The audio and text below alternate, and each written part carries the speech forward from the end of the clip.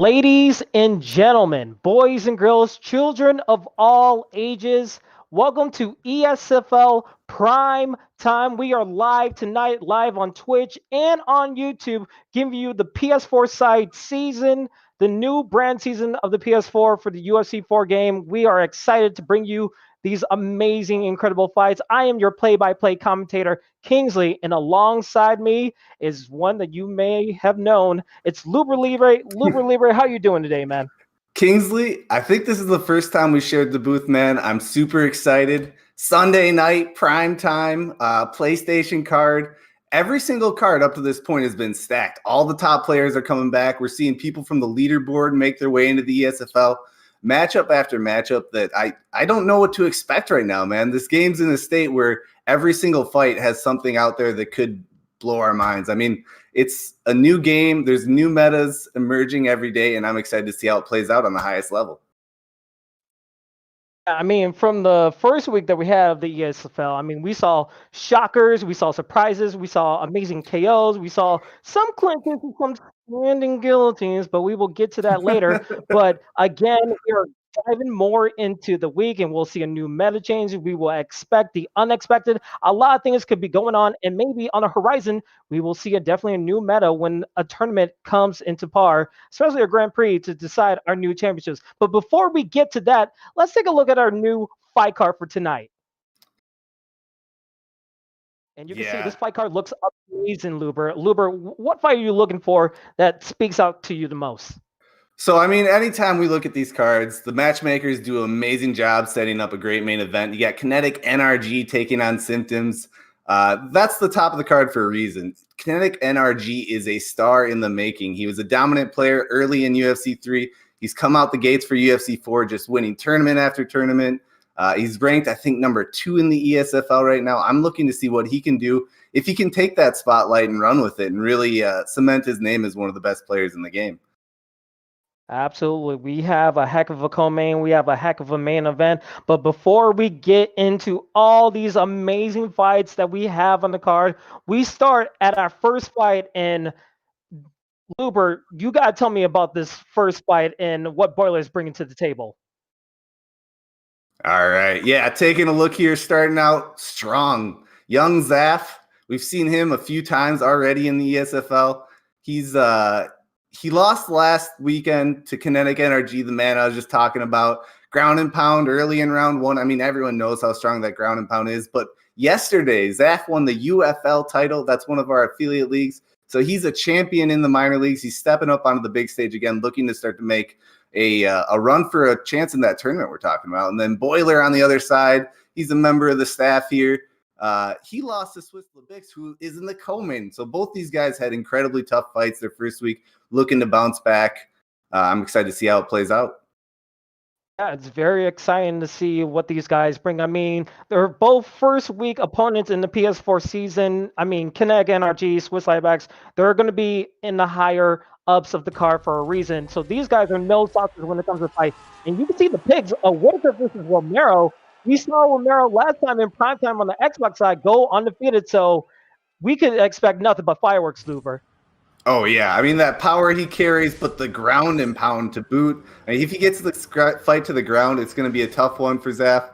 Zaf, I don't know what Smurf account that is there, but yeah, taking the Robert Whitaker, the backyard fight, I love it. This is going to be a good matchup. Yeah, absolutely. You always got to take things to the background, especially for the first fight. And as we see, Boiler for our first fight is in the blue gloves using Yoel Romero. And for Xylef, he's using Whitaker in the red gloves. Let's see how it goes. And you can see both guys are just taking their time, being a little patient on where they want to go.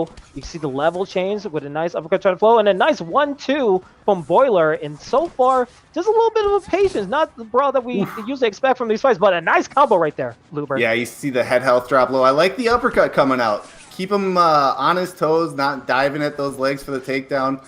It's this powerful weapon, and there's the body shot. With that new patch coming out, I'm excited to see what people do with those body shots. They do more damage. They tax your stamina a little more if you miss, but it could be very rewarding if people can land those. Absolutely. You can see the first clinch attempt by Xylev. He says he has effective ground and pound, so he's going to try to look for that takedown anytime soon. But here we go, the clinch with the knee to the body, and those are going to be damaging if he gets more of those for Boiler. Yeah, there are some shots that add up over a 3-round fight, and there's some, knocks him down with the push kick. Yeah, some shots, you only need a few, and all of a sudden the fight starts turning. Those knees to the body, and now he gets him down. And this is a bad situation. We know that backslide position, it used to be not really as good in UFC 3, but the posture up makes it an even more damaging position, but we go back into full guard. And you can expect that he's just setting up the body work, the body punches, a little fake denial, goes into the half guard. I'm surprised he didn't try to posture up right here. Maybe he tries to posture up right here, Luber. Yeah, these are two very experienced grapplers on the ground. It's going to come down to the mind game. Who can outsmart the other person? He gets mount, but he loses it right away there. Here we go, the posture up. Oh, but a nice defense over the swinging hook. Xylev tried to land right there, but a nice defense by Boiler. He's very well versed in defending the ground pound, but now a side saddle. Usually this would be detrimental, leading into a crucifix possibly, but Xylev looking so good so far in the first round right here, Luber. Yeah, Xylev's all over him right now. He's a step ahead in the grappling game. That top position is an advantage. He's also being smart. That ground and pound, when Boiler blocked, he parried that hook. Zaf held off. He didn't exert too much stamina. He wanted to maintain top control, and he's using it to win the round right now. A little over 1 minute left in the first round of our first fight of ESFL primetime for the PS4 side. And we can see the ground and pound landing and get some straights in. But a good, nice denial back into the top mount. Not the position, but now we're going to the full half guard. And we have a little, a submission attempt right here. It seems like Xylev is going for it. Luber, how do you feel about this with a couple seconds left? With short time, I mean, he's looking to just ride out the round here. I don't think he's expecting to find the submission. Good work, though. I mean, he had the round one. He's taken off the clock. He's going to put that one in his back pocket. Now he only needs one more round to win the fight. Absolutely. He's just playing the game of chess, going to the ground and pound where it's his strong suit. And as you can see in the replay here, just nothing but ground and pound and submissions to the ground as we are going into the second round. Again, this is our first fight of ESFL Primetime. I am your play-by-play commentator, Kingsley. Alongside me is the color analyst, Luber Levi. And we see a good punch by Boiler. He must have not taken too kind to the ground and pound game for the first round, and now he's just answering back. Yeah, and you take over for a minute here, Kingsley. I got to refresh my stream, get a quality boost. Right, sounds good. And we can see another nice takedown for Xylev. Xylev is trying to go into position, but Boiler gets right back up, but it's a back clinch. He needs to watch out. It could be a nice rear naked choke attempt, but he gets a denial right there. And now we're back to stand up. And see a nice uppercut by Boiler. Boiler, he's feeling really confident in this stand-up game, trying to go for the clinch and some knees. Taking his time. He knows he doesn't want to go to the ground, but he goes for a takedown, gets the half guard. A nice change of pace for Boiler. He's saying he's not going to take advantage what happened in the first one, but he gets reversed. That is huge for Xylev to just gain the momentum back in this second round. And you can see he's just working on those posture ups, get some nice strikes in. Boiler not able to get some defense in the ground and pound. And this is where Xylev exactly wants to be. He wants to be on the ground. He wants to transition to the half guard and maybe go for a submission. You know he's moving a lot of buttons as he goes back to the posture up, and you can see punches and bunches happening. It's looking good so far as we are halfway through of this second round, but we go back to center as a nice get up by Boiler. Boiler needs to make up some ground if he wants to get back in this fight. He can't leave it a chance, but we've seen Yoel Romero back in last week make some incredible comebacks, so he's looking for a comeback right here, but nice couple of strikes by Xylev. Xylev using a lot of stamina. He needs to watch out because Romero could use that overhand because he has a lot of striking power in his hands. Yeah, up to this point, it's been all Zaf. He's on top, but like you said, Yoel Romero with that devastating power, he could finish the fight on the feet or at the ground and pound, but he's got to get the position to do it. Exactly, and we can see a little bit over a minute and a half left in the second round. And you can see just the pushback and a nice slip into some nice hooks by Boiler. Boiler is on the attack but he needs to watch out for the attacks of Xylev because Xylev can counter anytime he wants. Yeah, and it looks like Boiler's figuring him out. He's slipping some strikes, avoiding the grappling. Let's see if he can put it together here. Exactly, as we are grinding down the second round, and see Xylev try to go for a takedown, gets denied by Boiler. Boiler trying to get out of the range of the takedowns, trying to keep it standing up, trying to do some damage on the head health, but Xylev just answering back with strikes of his own, putting his opponents back to the case. But the clinch attempts and the kicks and everything is working so well for Boiler. Oh! Oh! And a massive uppercut by Boiler. Maybe there it is. probably The power, the uppercut. He landed it. He indeed landed it. I mean, look at the replay. Just a nice uppercut landing. And that could change all the momentum going this third round. We've seen it before. Luber, you have to be excited by this action. Oh, yeah. I mean, right now I still got it 2-1 for Zaf. I'm not sure if that's what the judges in this game will do. Oh, big uppercut. Oh, but an uppercut. Huge uppercut by Xylev, not taking too kind from the uppercut in the last round. And you can see the takedown attempt.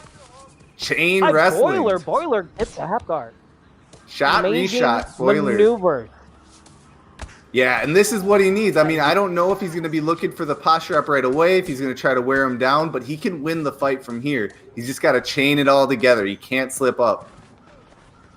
Oh, and just like that, Zaf's back up. Back up, and the clinch attempts to the body. We know those do a lot more damage in the new patch, but a nice denial of Boiler trying to get that full guard position. Now we're still back in the stand-up, going to the clinch attempt again. Boiler doing a nice job to get out of it. Yeah, and Boiler's looking to walk him into that uppercut. He's waiting to time up the shot, and he's going to try to pop him with that. There it is, that same shot. We'll see. Oh! Nice little exchange there, missed takedown attempt. Boiler looking to get his own. Boiler was looking to get his own, and, you know, he has to probably do everything he can. He tries to go for an ankle pick right there, gets denied. Xylev is on his P's and Q's when it comes to the takedown denials, and a nice strike by Xylev so far, but the body shots are doing work. And huge this could maneuver, be it. huge rock. Can he make another comeback? The stamina is buffalo. Oh my goodness! He pushed too hard. He Xylev. wanted it all. He couldn't get it. Zaf with the counter. What a huge counter by Xylev. We saw Boiler making a little bit of a run to come back, but Xylev in the right position at the right time with the right strike, able to get the victory to go 1-1.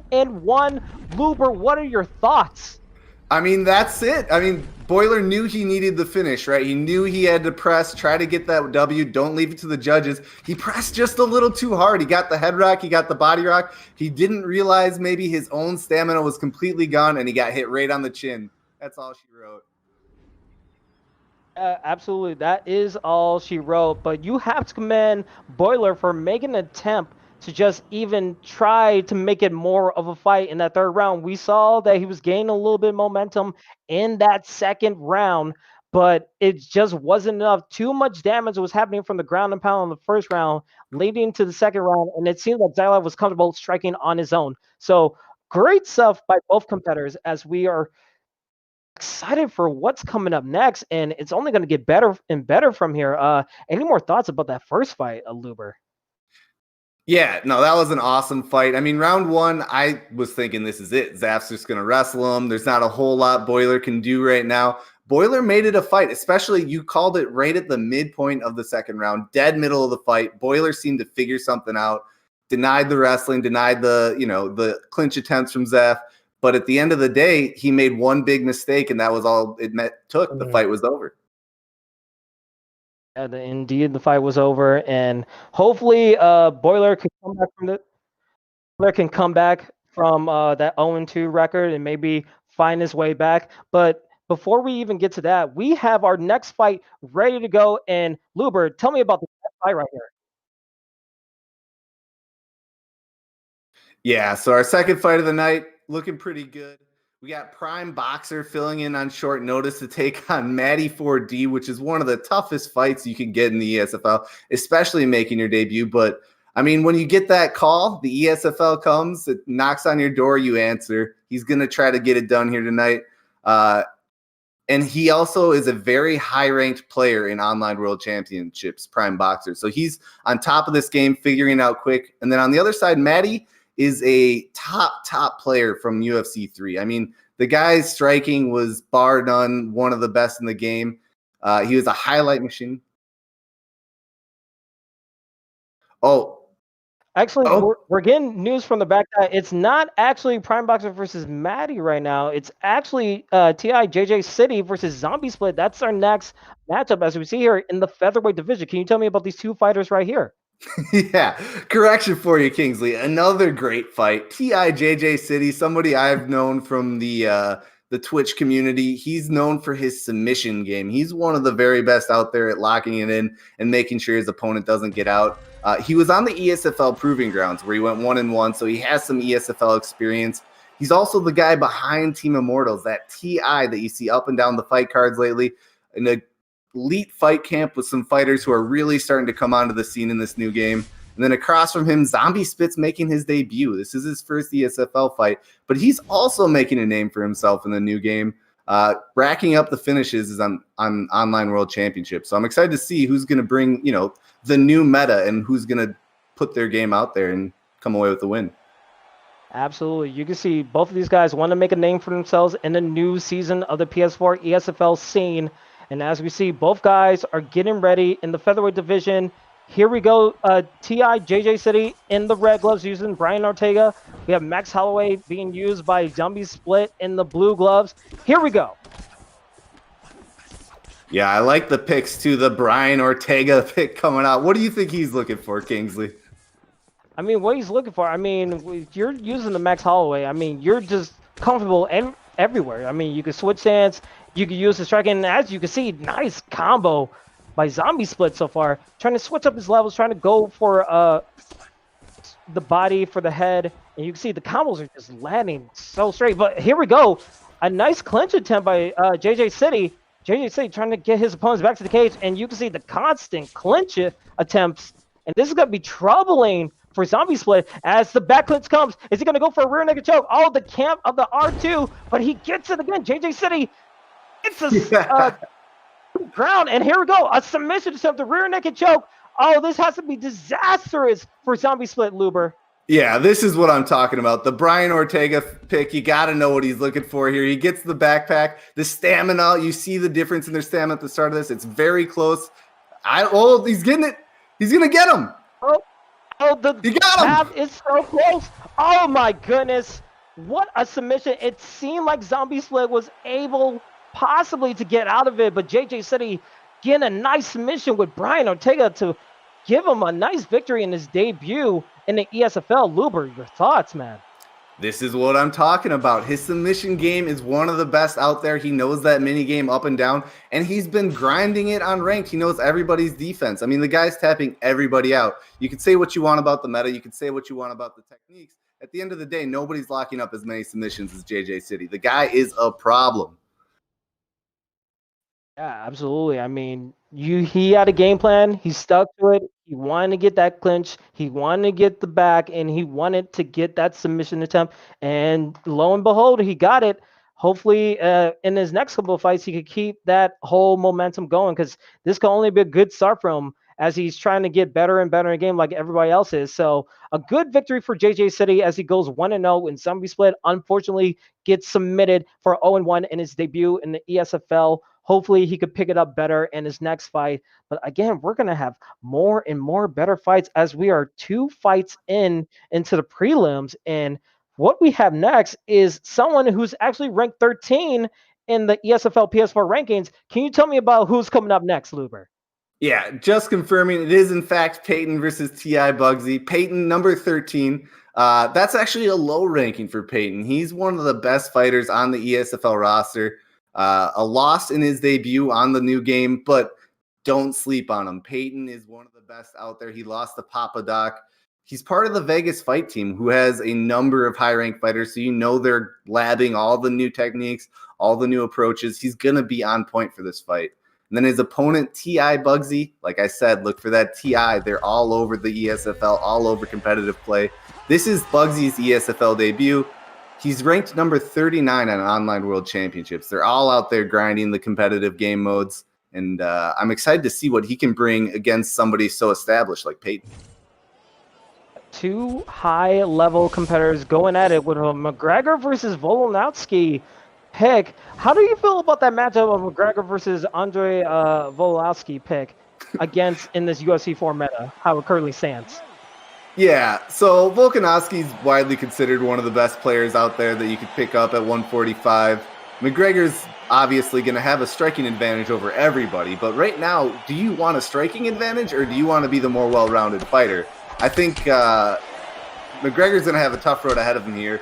Peyton, if he wants to pull this off, really has to display his high-level striking and take over the fight early, I think. And here we go. Again, T.I. Bugsy is in the blue gloves using Volkanovski, and Payne is using Conor McGregor. And here we go. Good denial to takedown by Payne. Payne trying to find his way into striking, but again, into the bottom game for Bugsy. Bugsy wants to be in this full guard bomb position. How do you feel about that, Luber? He pulled guard. You don't see it much in MMA, but is there a better reason? Oh, jeez! Oh, jeez, so quick. The ground and pound from Conor McGregor is deadly. And you have to question if Bugsy really wanted to be in a position like this, losing so much of the head health, because that could have been detrimental. It could have been over right there, Luber. Yeah, if he wasn't questioning it before, he is now, but he gets the sweep, the reversal. That's what he was looking for. Now he's on top. He's on top, and we're still in the first round of our third fight of the prelims on ESFL Prime Time. And you can see both guys, a nice reversal by Payne. Payne is being no slouch on the ground game with this Conor McGregor. An uncharacteristic pick for using the ground game with Conor McGregor. And you can see he's just being patient, just working on the bite a little bit, trying to find his avenues.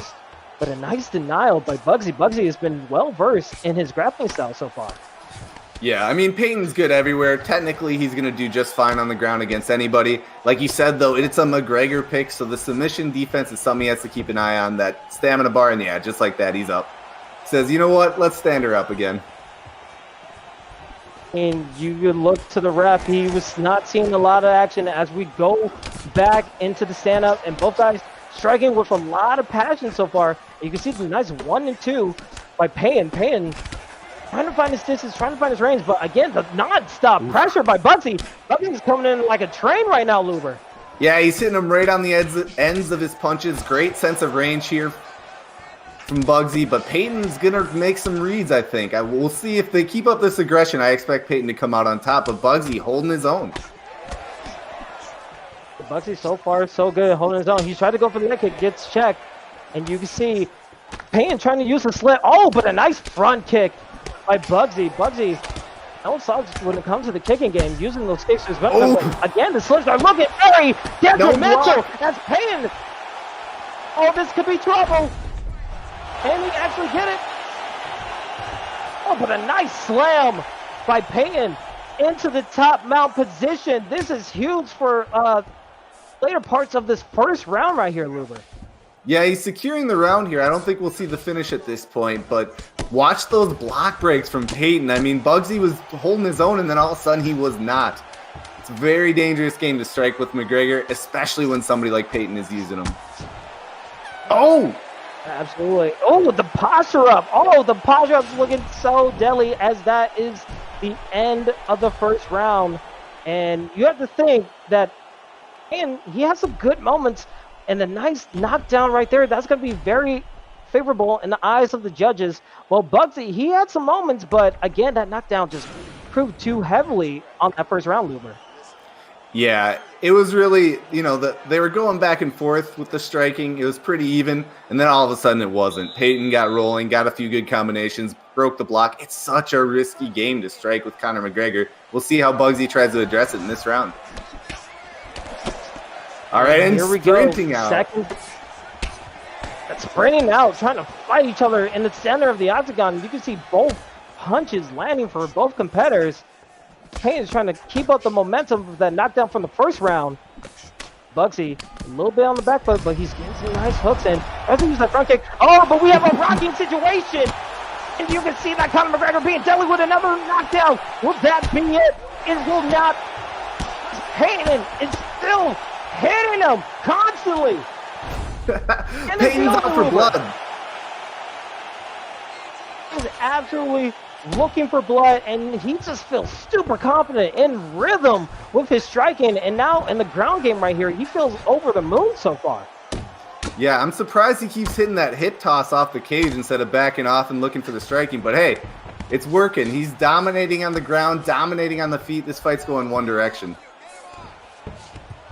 Yeah, so far, so good for Payne. A huge, incredible start of the second round for him in the red gloves using the Conor McGregor. Bugsy in the blue gloves.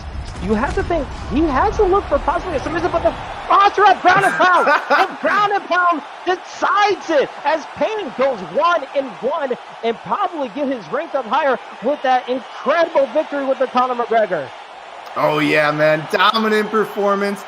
You know, Volkanovski might have been looking for the submission, but Payton says there ain't none here. Puts him away with the ground and pound. Could have done it on the feet. Just an impressive, world-class performance from Payton. I'm excited to see him do it more.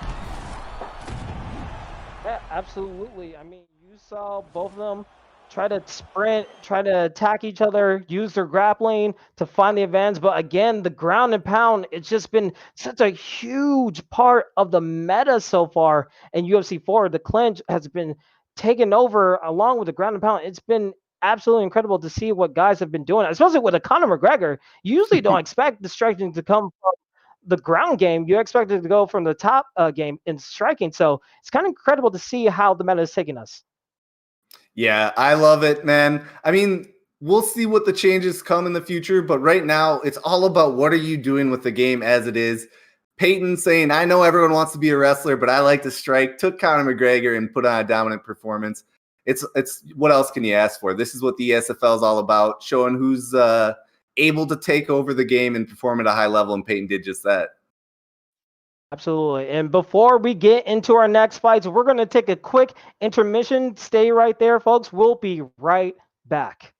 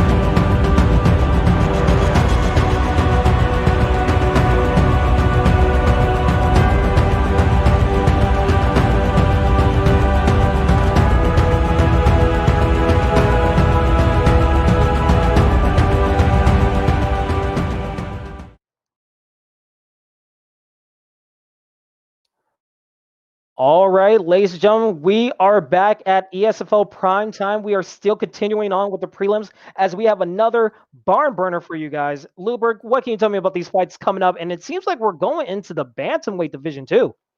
Yeah, I love it. Bantamweight's one of the most exciting divisions out there right now. This fight, though, Anza versus Keishan, that's one of the ones I looked at right away on the fight card. If I could have talked about all the fights I was excited for, I would have. This one's definitely one of them. Anza, one of the great players from UFC 3. Everybody who was around the scene back then knows about his game.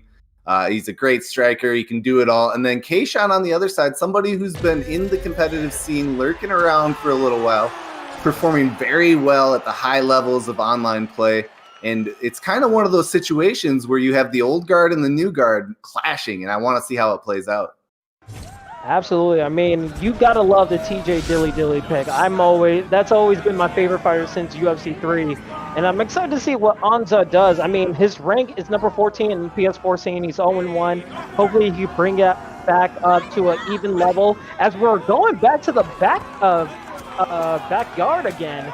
As we see Anza in the red gloves using TJ Dillashaw and Keishan using Henry Cejudo, so expect nothing but grappling in the blue gloves right here as we get started with the first round of the fight. Here we go. Both guys just swinging and banging, but we see a clinch attempt to the body from Keishan. Keishan looking very confident in the clinch right here, Luber. Yeah, when you stand toe-to-toe in today's game, you got to be cognizant of that clinch. I mean, you can't stand there and not defend it, but they're throwing strikes, they're moving their head, they're trying to stop it.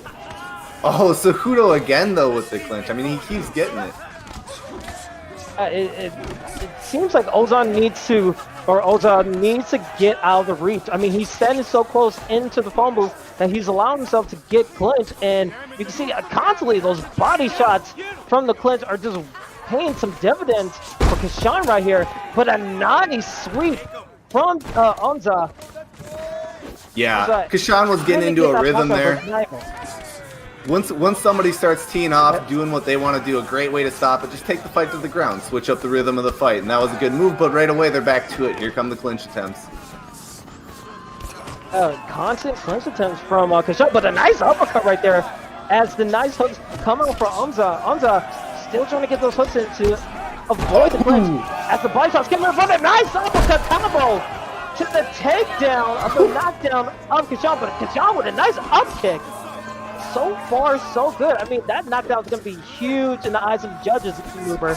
Yeah, he hit him with a clean three-piece, that uppercut at the very end, and you wonder, was Keishan looking for the clinch when he got hit? I mean, that's what's happening right now. He's going for the clinch over and over, and half the time Anza punishes him, and half the time Anza's getting punished.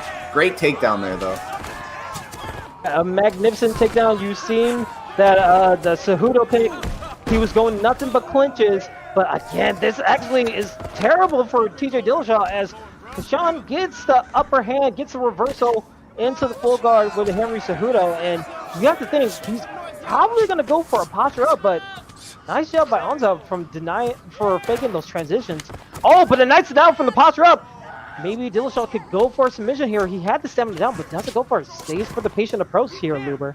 Yeah, plenty of patience coming out here. These are two seasoned grapplers. Another denial of that posture up. He's down. He gets the sweep right behind it. And you can see in the half guard position, go for the posture up, but a nice defense on the ground and pound by Keishan. But Keishan, able to get in full guard. You have to wonder with these couple of seconds left, maybe he's trying to go for a submission to score eyes of judges, but a nice denial. The ground and pound, but the ground and pound is working so well. These are going to land greatly for TJ Dillashaw. Yeah, and right there, Keishan gets up. A little taunt after it. I don't know about that taunt, though. I think he realizes he's in deep waters if they go to the ground again. Great output there from Anza as soon as he got top control. Making this output. Both guys' stamina is low as we end the first round. And from that first round, we've seen a little bit of the clinch attempt from Henry Cejudo, but once Anza kept on seeing the pattern, and he went for his own clinches and his own takedowns, which worked to his benefit. So nice adaptability from Anza, you have to think. Right back to it. The game plan is very obvious. It's pretty simple to reach out there, grab his neck, and knee him in the body. It's doing good work. I mean, Keishan's getting a lot of damage early on in this fight, and like you said, the stamina game for these bantamweights to be this low on stamina earlier, this is a barn burner. absolutely a barn burner, and you can see Anza is having success with those uppercuts and landing these hooks. It's all about what you can do in the clinch, but once you get out of the clinch, when it's back to striking, it seems like Anza has the advantage in the striking ability as we see on the cage, tries to go for a takedown, but gets denied by Kashan. Kashan has his opponent back to the cage. What will he possibly do? Will he go for these? But he doesn't. And now we're going to strikes, and again, nice straight and a sweep again from Anza. This has to be looking good for him. Yeah, I think he's starting to build a little confidence. Maybe he was a little surprised with the initial output of clinch attempts from Keishan. Took him off guard, wasn't ready for the kind of pressure that puts on you, but he's adapting, he's adjusting, and he's starting to take over this fight. And we saw the back cleanse, and Kashan was able to get out of it. That stamina is so low, and then slips are now working. That head health is super low compared to his opponent. Oh, a front kick, Matrix style from Anza, and the striking is in rhythm, but the hooks come out for Kashan for a little defense. But a nice front kick to change the momentum as the ankle pick comes out. But nice defending from Kashan. He needs to rock up for the striking because he can't trade with Anza Luber. Yeah, man, wax on, wax off, a little Karate Kid action. That crane kick coming from TJ Dillashaw. And now he's laying it on the ground and pound. The ground pound with the references, and you can see that Kashan doesn't want to be in this bottom position. It seems like he had no success again out of it, and maybe he's hoping that his opponent doesn't go to the posture, but maybe into a side control as he goes to that guard. But now half guard for Anza. Anza is feeling comfortable in this posture. This seems like he wants to be in this maneuver. Yeah, Anza's having his way right now. He's denying all the transition attempts. He's a step ahead on his own. He's getting the posture up whenever he wants them, and he's laying on the ground and pound. Oh, the head health is low. The stamina is low for Anza, but the head health is in danger zone. If he gets another posture out, this could be all she wrote. Again, a nice patient approach. Going to the half guard. Oh, no. Tries to go for a backswing, but doesn't get it. This could be trouble, Luber. Yeah, that was a big mistake there. The easy denial coming out for Anza, posturing up, laying it on. We'll see if he can find the finish in the next 20 seconds here. This is what ESFL primetime is all about. What can you do in the later seconds? It's the ground pound lands more and more for Anza. Anza, Keishan is hanging on a thread, and he will survive possibly to the third round. He does. And Luber, that second round was all Anza. Yeah, man. He's play right there. Are you ready? Oh, he skipped it on us. Are you ready? Yeah, man. How Anza dare you? laying on the heat. Look at how low that head health is for Keishan right now. The thing is, they're fighting outside, and right now a stiff breeze could take He him wants out. the uppercut and a straight. This could possibly it. Will he get the ground and pound victory? It seems like he's hanging on the thread. He gets it. Anza gets the victory. Goes to even 1-1 record, and his rank is going to be higher than 14 the next time we go into the PS4 next card as he gets the TKO victory. Beautiful adjustments from Anza. Made every read he needed to after that clinch start from Keishan. Really took over the fight, and here at the end, this is a mercy. He was doing anything he wanted. He finally took him out here. Great win for Anza. Like we said, a very established player. Started with that 0-1 record in the ESFL. He's 1-1 now. He's on a win streak. Yeah, absolutely. I mean, first victory is always the start of a winning streak, but just going back into that contest right there, I mean, you can have all the clinches, you could go to the meta all you want, but when it comes to the actual fight, the actual skill, the adaptability that Anza just showed right there, he was getting pieced up a little bit in the clinch, getting attacked to the body, but when he started to realize the pattern, he relied on the striking a little bit more, and he started to do the clinches of his own and the takedowns, and that seemed like Kashan wasn't really prepared for that. He was just willing to just fight a striking opponent. He wasn't expecting any of the ground attacking that he was going through. So you have to say that experience really played a part in this whole contest right here. Oh, absolutely. You got to be a complete mixed martial artist. The clinch game, very strong from Keishan. He set it up well, got some good strikes. But once it went to the ground, he was in Anza's world. Once they started striking from distance, Anza really took over. So that's what it is, man. Mixed martial arts. Got to be able to do it all. Absolutely. I mean, that's the name of the game. You need to be complete on striking. You need to be complete on the clinch, complete on the ground. You need to be in the lab. You need to look at videos, and you need to get yourself ready if you want to compete on the highest level. And it seems now, speaking of our highest level, and it seems like we're getting word in the back that we're going into a little bit of our main card as we are going to our next fight, which is going to be Combo versus Carlin. And Luber, tell me something about this fight right here.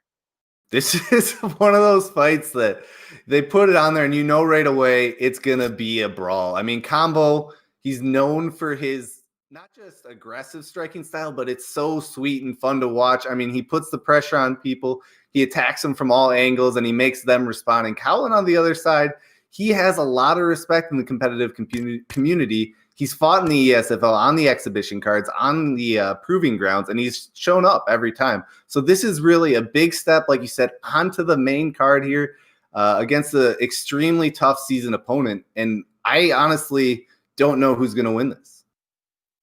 Yeah, I mean, it's going to be a toss-up, especially in the lightweight division. I mean, you see a Habib pick being circled a little bit for Carolyn. And Combo, I mean, what can you say about it? He's ranked number 7. He's 1-0. He has great striking. He knows how to play the game.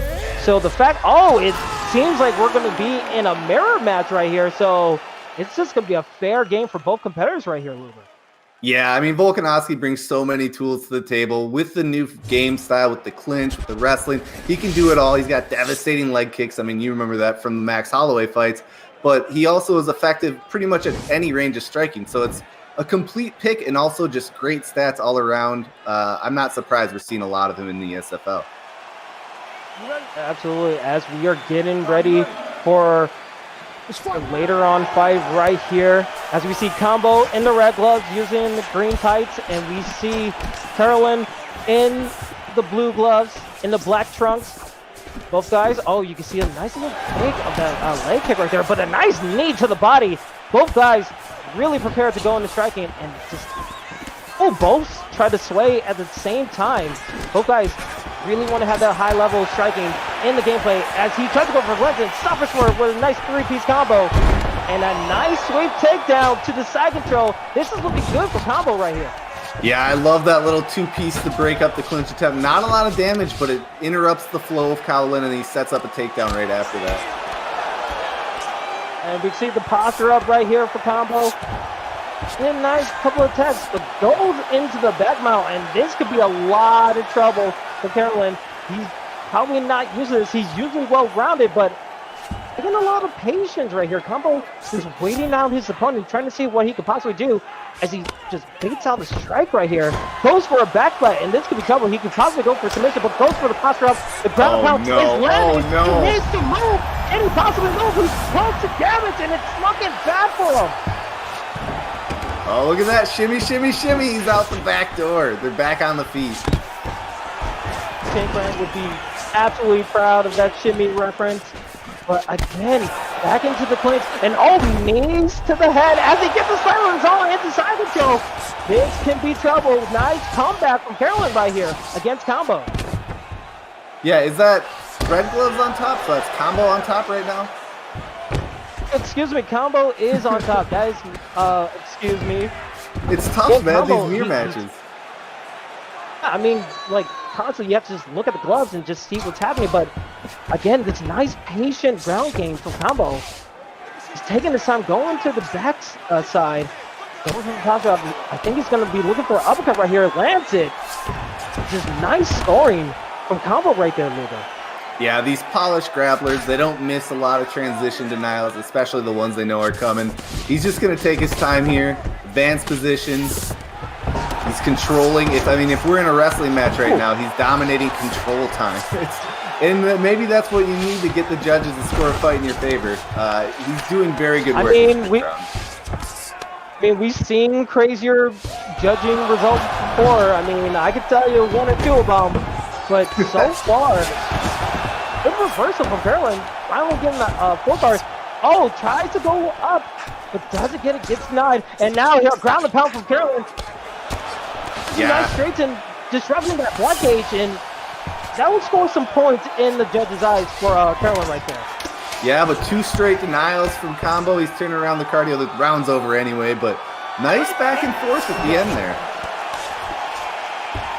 Yeah, so far so good. It was a nice back and forth, but again, the big moment of that first round was when the backflip happened for Combo, and he was just laying into his opponent, and it seemed like it could have been all but she wrote in that moment. And you can see the replays right here at just the constant dominance of the ground and pound position by Combo. It seemed like he feels confident staying in the ground, and let's see if Carolyn can adapt and go in the second round right here.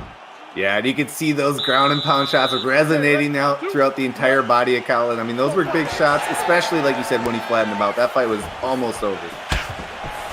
Yeah, and you can see the back is the case, but nice uppercut from Carolyn, trying to get rid of the clinch position. And oh, a nice front kick from Carolyn. Carolyn's looking very confident striking. Looks like he needs to do more from that first round. Moving to the second round here as a nice body kick lands, but the uppercut lands for Combo. Combo getting a little pressure of his own right there as the ankle pick misses. Yeah, I'm seeing a lot of those teeps.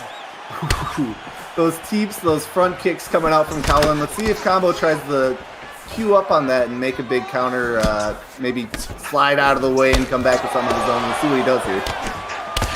Absolutely. As you can see, oh, that head kick. Just barely. That could have been a huge rock opportunity for Combo, but the ankle pick lands, and he will get side control. Carolyn has to feel confident about this, but again, he needs to watch out for the reversal. It's a nice good deny. Hits him with a forearm right there. Tries to go for a crucifix, but gets denied. That was a huge thing in UFC 3, but not so much in UFC 4 right there, Luger. Yeah, a little easier to escape nowadays. People are on point with those denials because of the effectiveness. Oh, but they're back on the feet, dropping bombs in the clinch. Vicious knees landed. Uppercut tries to land, but doesn't get. The stamina is low for Combo as he's been doing a lot of damage. And you have to wonder about these trade opportunities for Carolyn, as it's a nice clinch opportunity, but able to get out. You need to think that Carolyn needs to watch out for these trade opportunities right here. Yeah, distinct stamina advantage for Colin at this point in the fight. Combo's got to keep an eye on that, but he's going to be effective. Oh, no! As long as he can keep out of that clinch.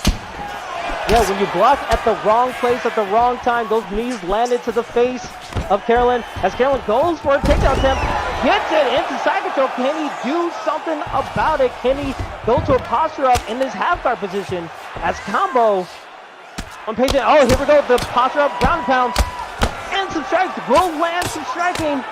Look favorable in the judges. And Sam is low. Combo has to look to take advantage right here as he goes to the full guard right here. Yeah, this is super dangerous for Combo. Colin's starting to pick up on it. There's another denial coming out. He's hitting his feints as Colin. He's getting the posture up.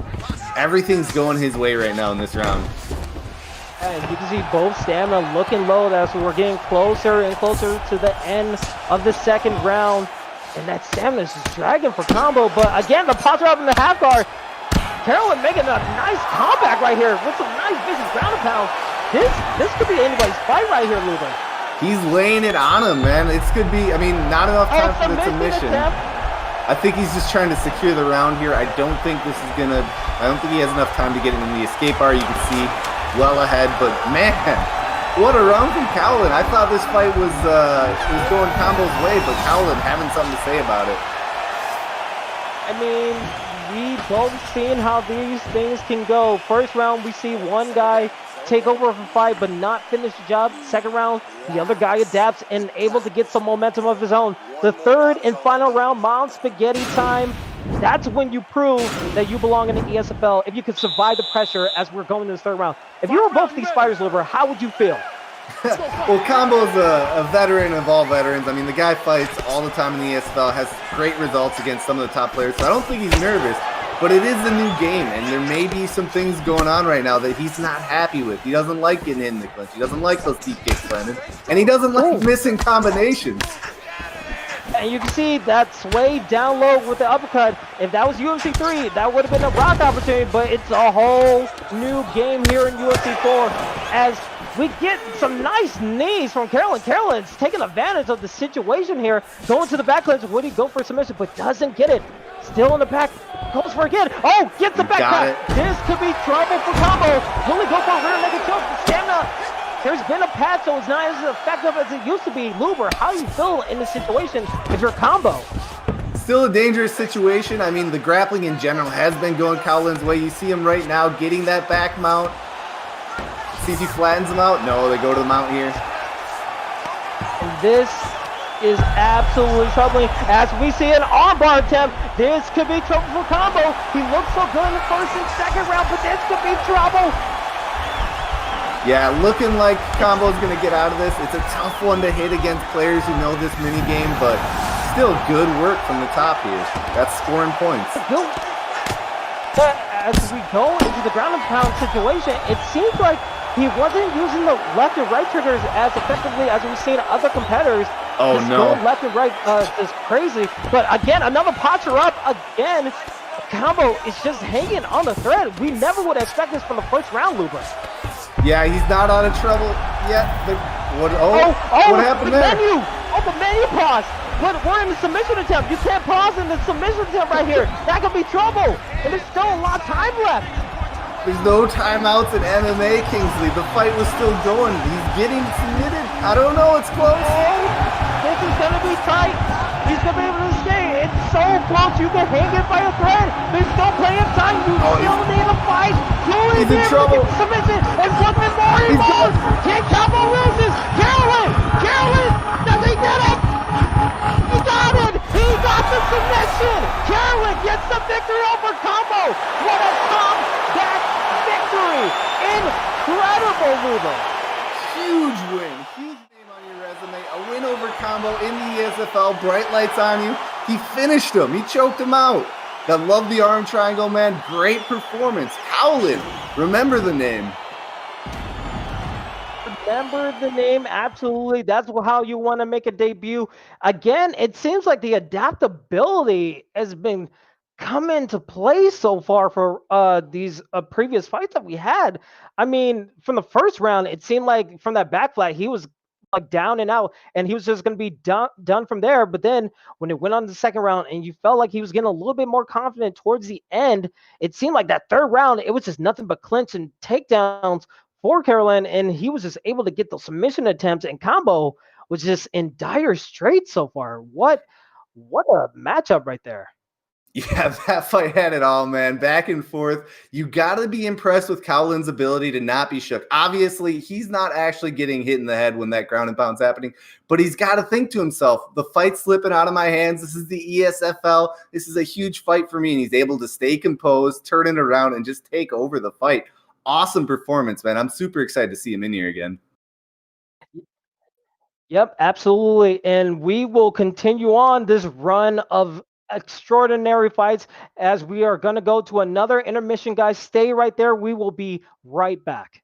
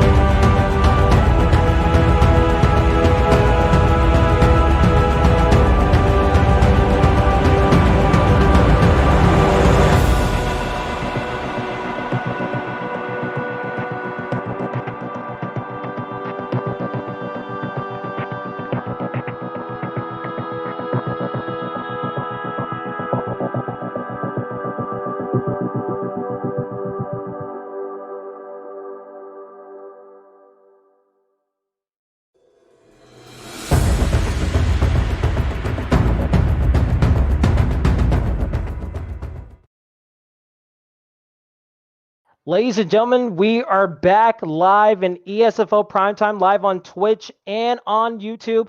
We are back again, and we're going to go back in time a little bit in our earlier in our fight card, as we are finally going to see Prime Boxer going against a replacement fighter, also making his debut in Rennie. And what can you tell me about these fighters, Luber? Yeah, you love to see it. I mean, we're finding the replacements. We're getting them out there. It's just like Fight Island. The people want fights, we'll deliver. Prime Boxer was a late replacement. He was scheduled to take on Matty 4D. We broke down that fight earlier, even though it wasn't happening.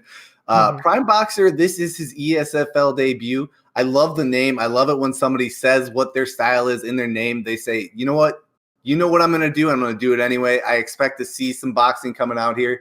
But his opponent, Rennie, talk about last-minute replacement. He just signed with the ESFL as we were making this fight happen. He's on the roster now, stepping up, trying to make an impact. And this is why we do it. I mean, this is why we put the fights on. We want to give people an opportunity to show the skills they have in this game.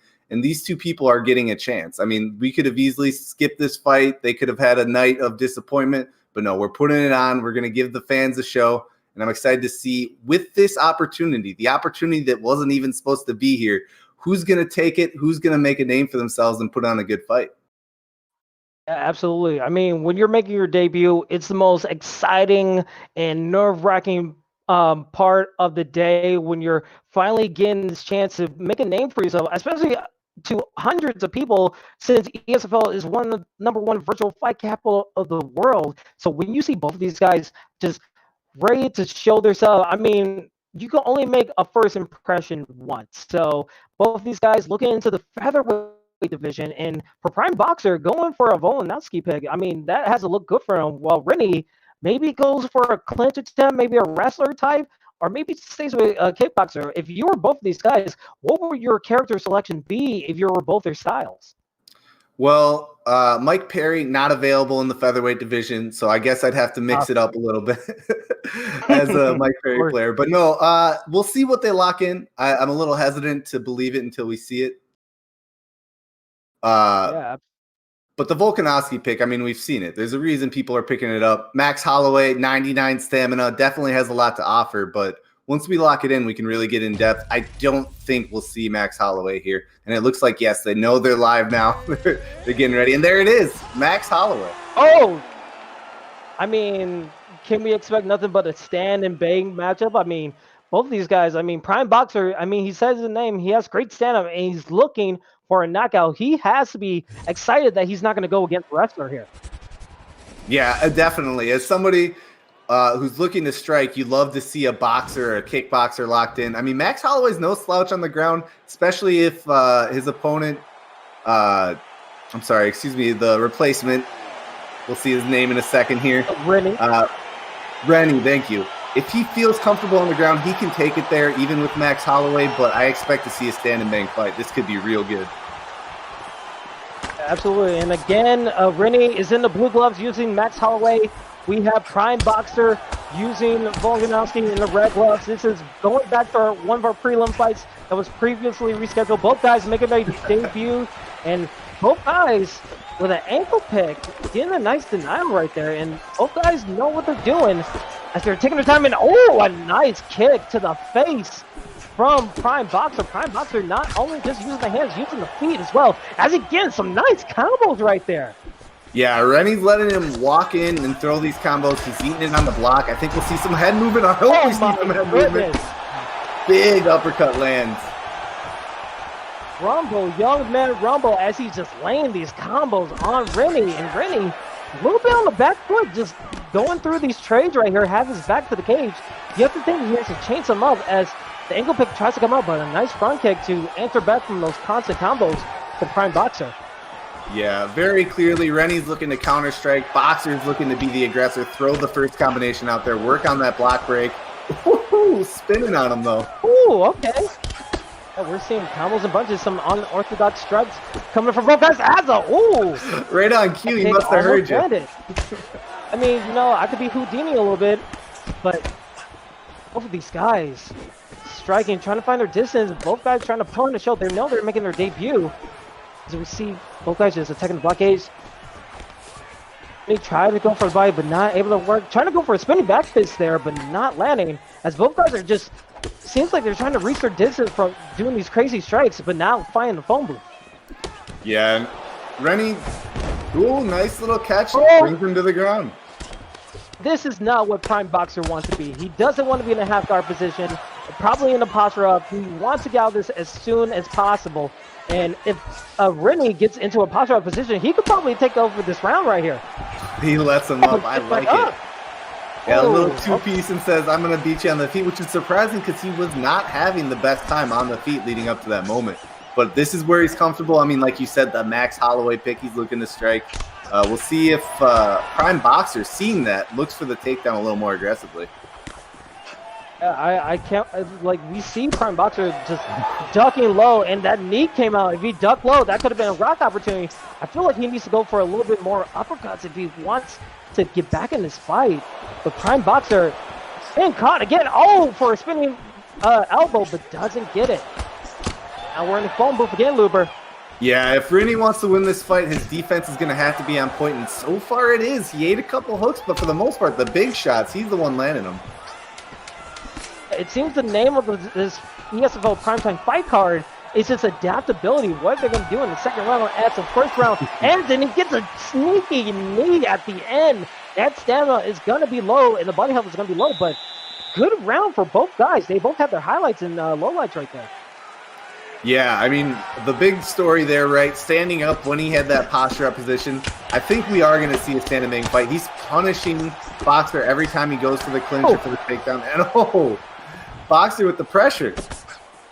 Yeah, we are having a little bit of difficulty seeing, but like, again, these combos, you see the aggressiveness and the starting of the second round for Prime Boxer, just taking its time. But a nice body shot, perfectly timed to knock down his opponent. Tries to go for a clinch, but wasn't able to do anything with it. Tries to go for uppercut, but sways out of the way for Prime Boxer. Prime Boxer, standard pressure, but a head kick lands. Yeah, I think if Rennie can keep up his defense here, we'll see him get loose and start to land some even bigger shots. But the pressure game, I mean, once he gets him back against the cage, Prime Boxer, he lets it go. He's throwing everything he has right now. And the constant pressure from Prime Boxer, a nice sway out of the way, and gets a nice slam. Will he do anything with this side tail position, going to side control? And you have to think, he doesn't want to go back up to the standing. I mean, he can, but this seems like this has been his best position so far in the fight. No, yeah, he's had multiple opportunities to stand up. This time, he's keeping it on the ground. He's going to feel out his opponent and see if he can get some work done. But look at that, they're in the clinch here. Tries to get a slam, but gets denied by Prime Boxer, knowing that he has good ground defense. If you need, as a boxer trying to fight in the UFC 4 game, that could have been a big kick, but a clinch attempt denies the attack. Both guys just swinging for the fences so far. As a clinch attempt, this could be a standing guillotine. This could be stamina drain. No. Oh no, not like this. It's all about the chain here. Watch the chain. This is a big moment. Chain attempt happens. He doesn't get it. There's not a chance, but the submission will come. No, he escaped. No, he got out. Excuse me. We finally see a denial of that submission, able to escape. We finally see it in ESFL. I think our first one of the new season, and he has to feel good after that. I mean, that could have been detrimental. Oh, yeah. Big sigh of relief from Prime Boxer when he hit that chain button before his opponent. And you can see Boxer being aggressive, seeing that Rennie is going a little unorthodox with his striking and his attacks. I feel like he doesn't want to let anything to chance. He wants to be patient as he gets a nice front kick. Huge front kick. Going for the hook. He feels the blood in the water. He wants to go after his opponent, but he knows he needs to take back because he does know if another clinch attempt will come out. And good patience so far from Prime Boxer. Yeah, he's starting to get it figured out. Like, he had that aggression early, but now he's landing the big shots. Yeah, Rennie with a nice combo towards the end of the fight. But another perfectly timed and distant. And that will score hugely in the eyes of the judges as both guys survive to the third and final round. And both sides had close calls in that second round, Luber.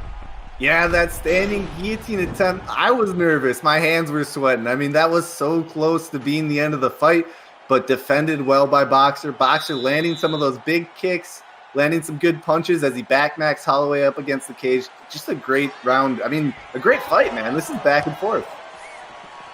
It is finally Mom Spaghetti time here in the third round. This is the final round of our previously scheduled prelim match. Prime Boxer in the red gloves using Volkanovski. Max Holloway is used by Rennie in the blue gloves. Here we go, and you can see both guys just striking in the bubble as we see him knocked out by Rennie. Rennie gets the knockout. That changes the momentum so fiercely for Rennie. Luba, what do you think?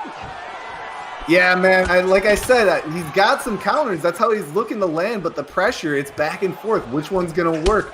If Rennie can figure him out here, if he can land the big counter, he can secure a win, but if it's just back and forth pitter-patter, you can see the health bars. Volkanovski coming out on top. This is pressure. I thought Rennie didn't want to be in a trade situation as that blockage is super low. But he's able to get counters. But a knockdown from Prime Boxer. He entered back and forth rock for himself in a knockdown. And he feels like he's supposed to blind the water as he gets another knockdown. Will that be it? The stamina so low, but he doesn't get it. He doesn't want to stay in the clinch. He wants to get out of it. Superman Punch tries to land, doesn't get his body shots land for Prime Boxer. Prime Boxer trying to go aggressive, but steps back a little bit. But a name to the body from Rennie. Rennie gets the rock. Oh my goodness. Oh, the knees to the head in the clinch. This is serious, ladies and gentlemen. Both guys trying to pull on the show in the third and final round. Ruber, this is crazy. Oh, he got him again. Knockdown for Rennie again. It's a third knockdown. Oh my goodness. Marching forward here, Rennie taking over the fight. I mean, he's got to be worried about the health. Look at it slam! Into side control again. Rennie coming alive in the third round. Posture up and ground and pound. Can Rennie get the upset? He can't. He's so close.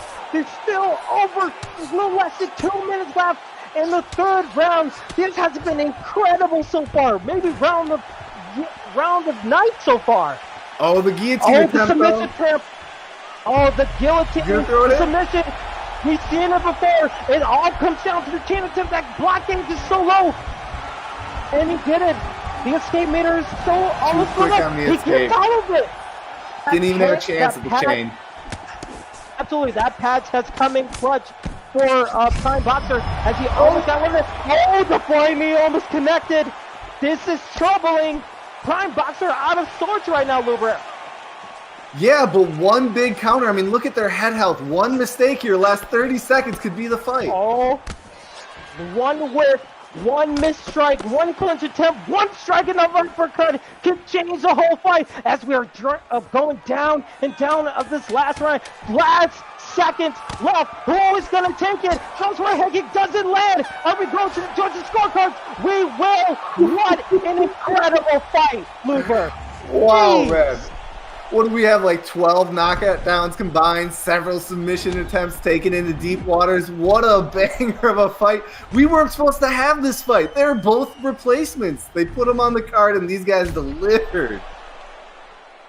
Anything is possible in ESFL primetime as we go to Bruce Buffer with the judges' scorecards.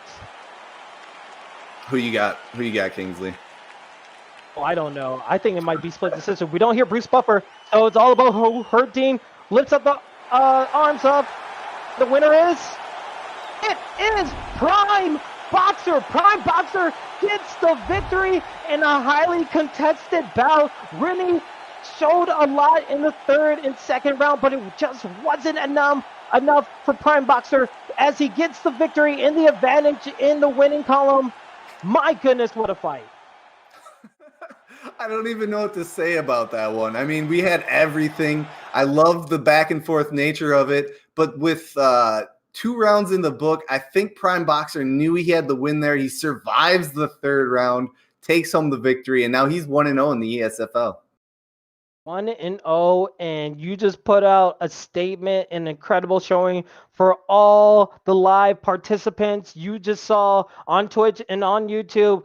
what ESFL Primetime is all about. It's all about giving people an opportunity to show what they have, and they just put on a show. It doesn't matter what rank you are. If you put on a good enough show, the people will respect you for it. Kudos for both gentlemen for putting up an incredible fight. And speaking of incredible fights, Luber, we're going back to our regularly scheduled programming, and we have another doozy of a fight. Oh, yeah, man.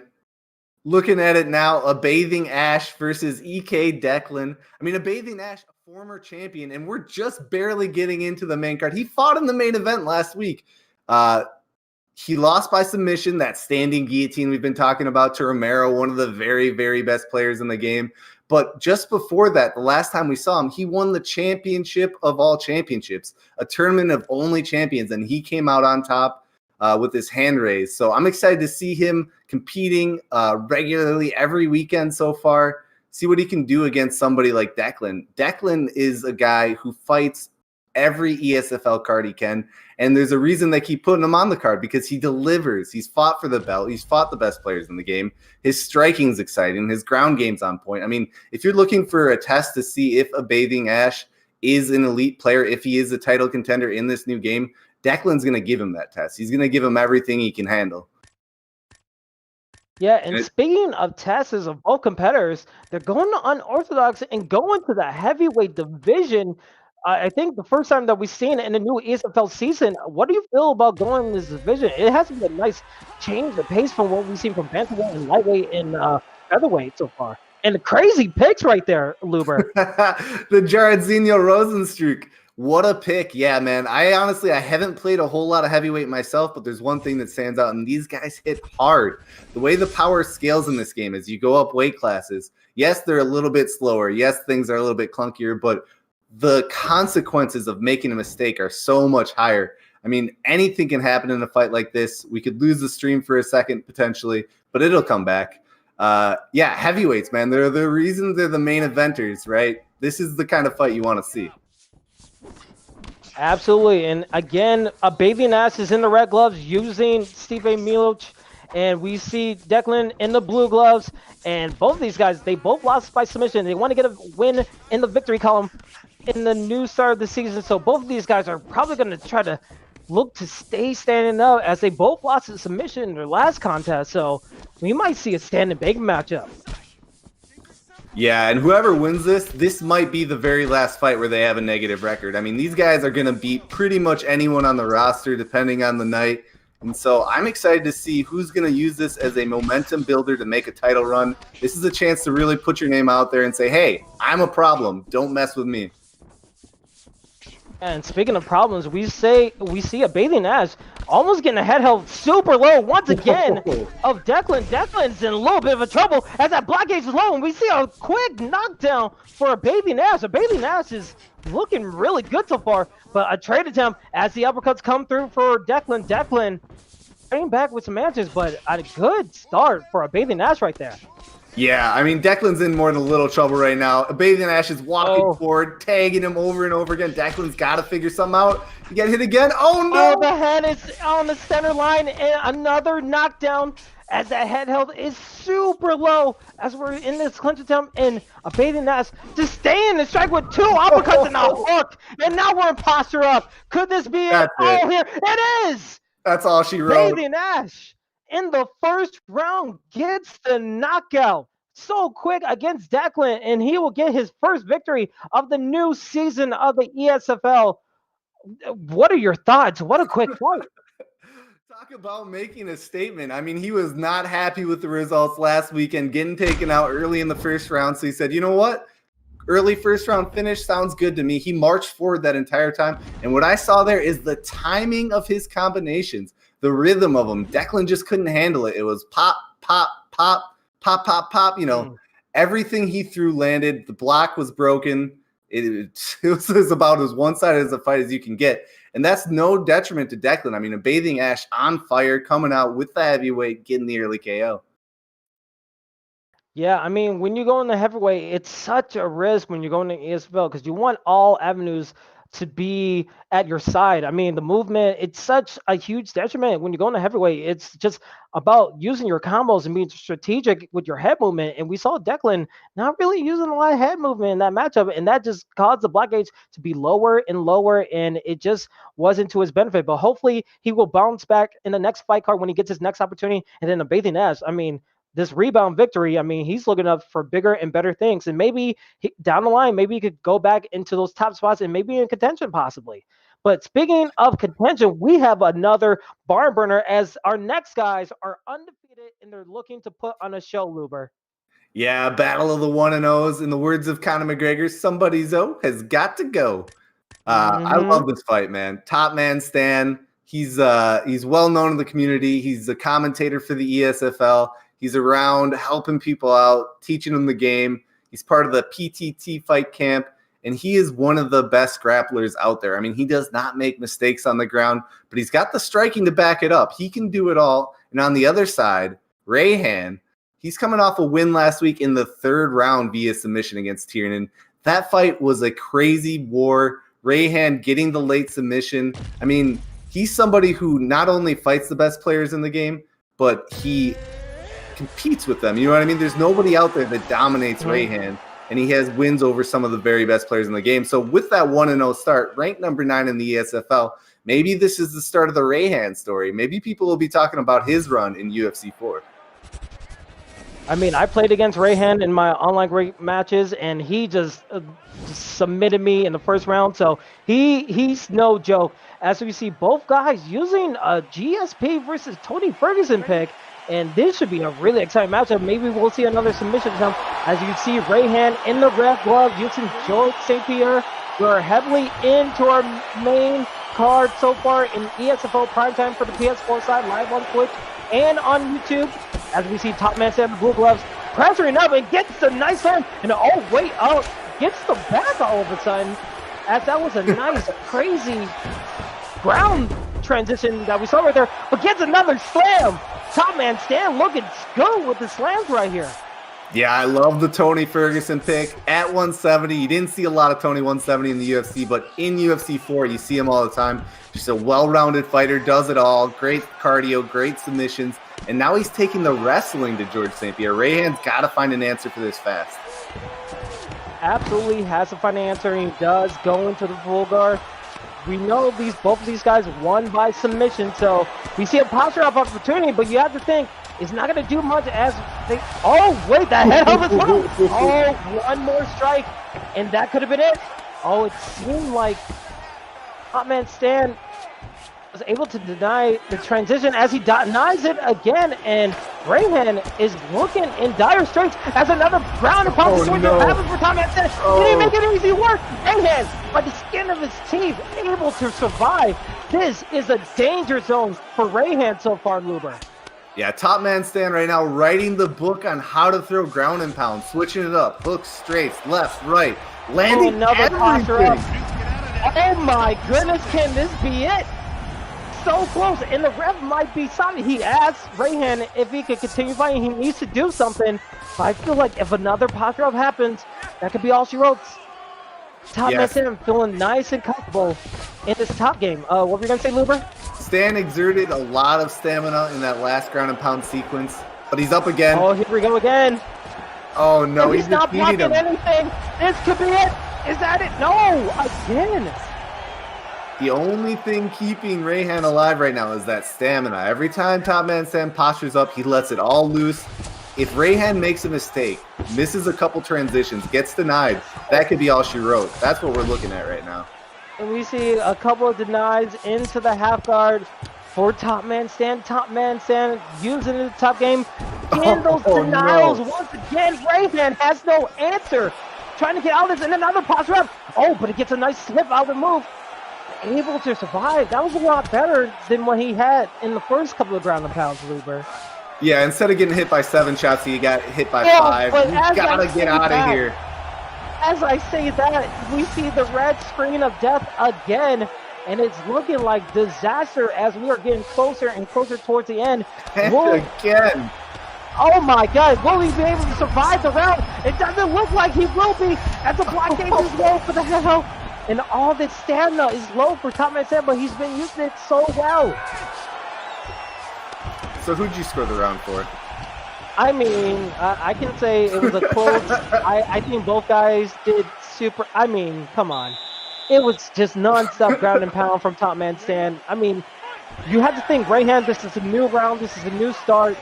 You had to think that he has to be looking out for that just judo throw down. Oh, but a head kick lands. Yeah, I mean, slight stamina advantage for George St. Pierre here, but he's got to do something big to turn this fight around. His head health is low. His block is demolished. He's got Tony Ferguson in his face landing bombs.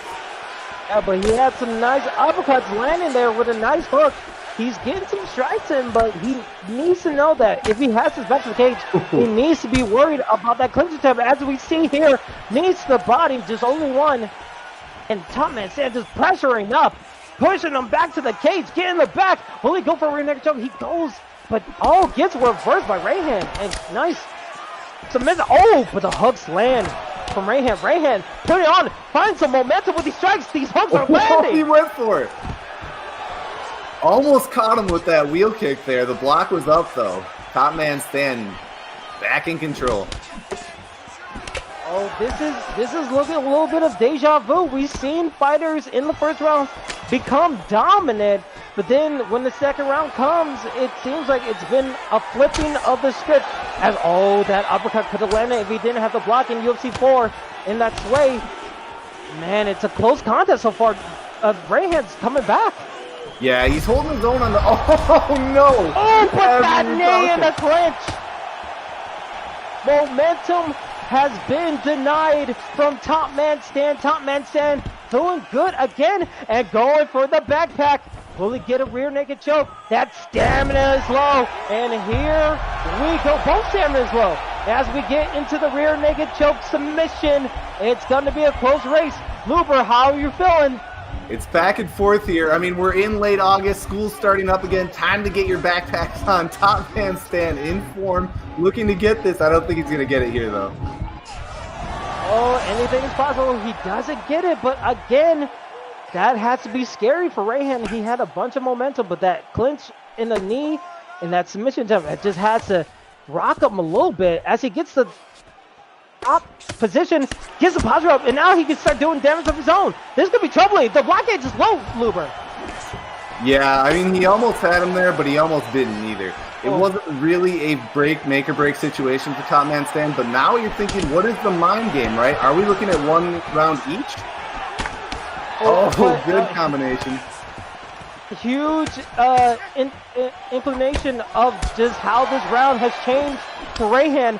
We saw another judo throw takedown attempt from Top Man Stan, and Rayhan was able to deny it, and he was able to get the strikes in. Oh, that uppercut. If he didn't have that block, that would have landed again. So he's getting momentum as we are going to the third round. My goodness, it could be 1-1. How would you score that other round? Yeah, I would give it probably to Top Man Stan. He still had some big shots, but if you are Stan right now, you now want to go to the judges. Not in the game right now. We've seen a lot of crazy decisions, so I expect him to try to force the wrestling here. Look at that ground and pound finish. On the other side, Rayhan's timing up the head. Oh! The front kick lands! Mom spaghetti time again, ladies and gentlemen, as the knee lands. But again, Top Man Stan able to get that front kick, get some rock in his ability, looking favorable in the judges' scorecards. But Rayhan, he's pressing forward. He's going for these uppercuts and trying to set back. But again, Top Man Stan, both guys buying the phone booth, Luber. Yeah, Stan was using that pull to hit him. It happened again. Top Man Stan feeling comfortable, but he needs to not get careless. We've seen crazier things happen in the ESFL. And that front kick almost land for Rayhan and Luber. These both guys are striking with killing intent. Yeah. Good denial there. Gets out. Yeah, I'm looking at Rayhan. He's looking for that pull from Tony Ferguson. Top Man Stan was pulling his head back over and over and catching with counters. Rayhan seems to have figured that out, but now they're on the ground again. On the ground again with a nice chain slam. And again in the backlines as we get a nice chain slam again from Top Man Stan. And this could be trouble. The back mount is troubling for Rayhan. He hasn't been that good no. in the ground game from the bottom. Oh boy, we've seen this before. But goes to the half guard, but that stamina's low. Good trouble denial. time for him. Oh, the posture up. Oh, he slipped. Oh, gets a nice slip. Able to survive. Rayhan does. Top man Stan is looking for the kill with over 2 minutes left. Yeah, he can't survive here, though. Not after that first round. He has to get up and get some work in. So we'll see what he does. He has to be a little more aggressive. Oh, and the posture up again. Oh, boy. That could this be all she wrote? Oh, no. By the skin of his block gauge and head health, he's able to survive. He needs to get out of this really quick. But another posture up. That could be all she wrote. Top man Stan gets the victory. 2-0 goes top man Stan with the Tony Ferguson pick, as it was complete ground and pound dominance from the ground, Luber. I guess they call him top man Stan for a reason, man. That top control, the posture up gauge. Also, all of the denials that set it up. He didn't just posture up. He worked for it, got the position, and made sure he's going to get effective work in. Great performance from top man Stan. He's 2-0. He was number 6 before this fight. Where are they going to put him next? I mean, he's in title contention. Or tournament contention, as it would be. Yeah, I was thinking, look, the Grand Prix is coming up, and we're looking for the best of the best who has the good records and such. So the fact that he's 2-0 is going to look good for his chances as we get closer and closer to the Grand Prix.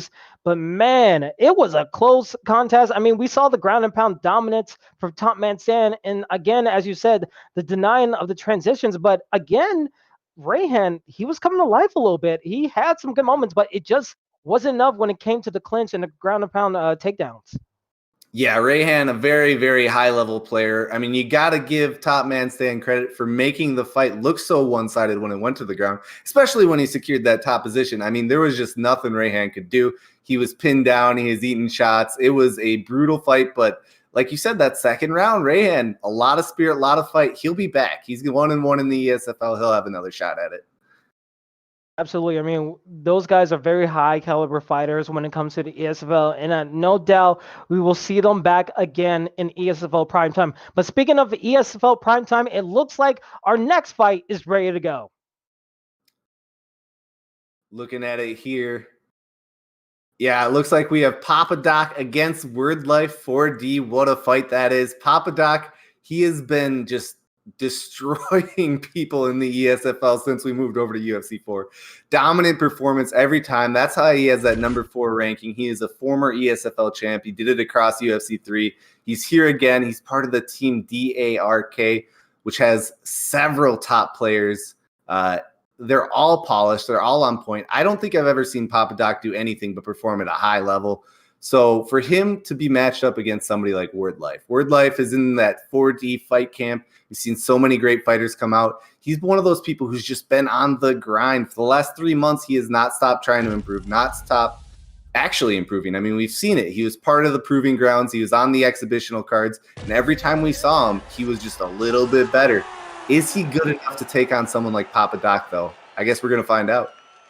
You're absolutely going to find out, as Papa Doc is ranked number 4 in the ESFL PS4 rankings, as he is 1-0. And when we see a elite grappling versus a high-level striker, I mean, who's going to take the advantage here? It's leaning more of the meta of the grappler. But again, we're like, he's making his debut. He had some experience. Maybe his striking could come into effect. Only time will tell as we're getting closer and closer to this fight commencing, as we see Papa Doc in the blue gloves. And we're live in the red using Tony Ferguson. Here we go, Luber. I love it. Yeah, great picks coming out here. That Tony Ferguson pick, no, he doesn't have the wrestling, but he's so dangerous off his back. He is a great counter pick if you know someone's going to try to wrestle you. But there's a difference between someone trying to wrestle you and Papa Doc trying to wrestle you. We'll see if he can try to mitigate the damage that Doc's going to look to do from the top control, because I do expect him to shoot, and I do expect him to get it at some point in this fight. Yeah, absolutely. And we can see both guys still fighting the phone booth, trying to find their distance, being a little patient with their striking. And you can see Word Life gets a nice sweep, but an up kick lands for Papa Doc. Papa Doc is not going to take himself to the ground just yet as he tries to land a head kick. Kind of scraped him a little bit, but gets a nice hook for his troubles. And now the clinch jump into the knee to the head, and that destroys the head health a little bit. Just half is it. And another head kick just whips. He's going for the gusto right here, Luber. Yeah, I liked it. Word Life tried to throw a kick inside. Papa Doc punishes him with the combination, then hits the clinch right after, taking full advantage of every opening that he's getting right now. And look at that clinch work. Stellar clinch work so far. We know that's been the staple of his in the ground game. But a nice comeback for Word Life in the clinch. Gets able to hit that knee ahead with the knee. Excuse me. And both guys, both swinging for the fences with those hooks. And we just see combos just laying out in a nice slip away. Very high level stuff that we're seeing so far. Yeah, you love to see that chain wrestling denial there from Papa Doc, getting the clinch of his own. These guys know everything about the game. They've been labbing it. They've been figuring out all the little hidden gems out there in the new game, and we're seeing it. You gotta love it. Absolutely. As we are winding down with 2 minutes left in the first round, a little over less than 2 minutes. Both of these guys just taking their time, trying to not do anything crazy. We saw Papa Doc going for a front kick there, laying some head kicks in, and now the clinch to the body into the head. That's going to score well in the judges' eyes. But whiffs the head kick. And the stamina for both of these guys is getting lower and lower, Luber.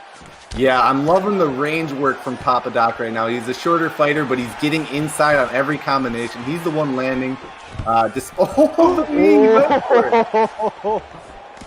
In another game, that would have been tragic, but my goodness, the clinch attempt was able to get through away, and Word Life gets to live another thing. But goes for a spinning roundhouse, but doesn't land.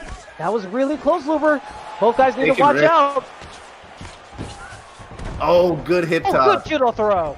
But a nice denial, getting back up. Not good enough. The Imanaki. What a slip. And we're in the submission attempt. Oh my goodness.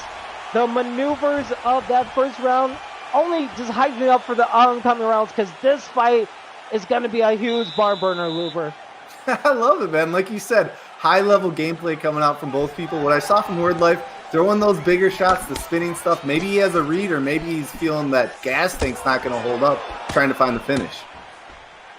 And we see Pop Doc going back into the clinch attempt, falls back a little bit, but gets hit in the body with a kick. Life just taking his time, being a little bit cautious. He's not afraid to brawl, but he definitely just wants to avoid the clinch attempts and the striking of Papa Doc, as Papa Doc is just marching forward. But a nice fake attempt and the takedown. But gets a straight jab for his troubles, and the body is getting damaged in the clinch from Papa Doc. Papa Doc able to get the back. Will he go for a backpack? But gets denied. The R2 is working well, but gets chain slammed into a backside position, but gets back up. Yeah, solid mat return there. Wrestling 101, but like you said, back on the feet. This is where this fight's taken. Nice combo. And we see it's Word Life's turn to attack the body with the knees in the clinch as he's tugging the ball. We see a knee from a catching leg. Great maneuvers from both guys. And we see a takedown attempt, but goes into a clinch. Papa Doc scouts it well. Again, how worried are you about the stamina of Word Life? Because even though he has a Tony Ferguson, that stamina is low, as we see a rocket and knockdown. Huge.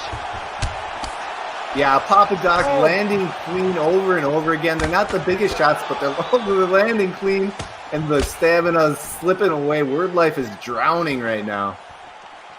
He tries to go for the overhand, the great equalizer. But again, with the stamina so low, he can't afford the trading, and the clinches with the knees is doing so much damage to the stamina and the head health. But Word Life said it's his turn, going for a takedown. Word Life has no stamina, but doesn't get it. He doesn't get the chain slam. That body health is so low, Luber. Yeah, it's a real risky situation. The big overhand. With the uppercut! Oh my goodness! Overhand uppercuts! And Word Life is smelling blood in the water! And some momentum back! This is craziness! Tries to go for a flying knee! But doesn't get it! Gets clinched out of it! Papa Doc reaches up, pulls him back down. Jeez Louise, this has been insanity as we see. Oh, the back clinch. 55 seconds left. Will he go for a submission attempt? He has time, but goes for a chain slam. Oh my goodness, Luber. Yeah, look at these denials coming out from Papa Doc. I mean, if the stamina tax was there to boot, I mean, he's doing everything he needs to against Word Life now. And Word Life looking for the knees, looking for the head kick.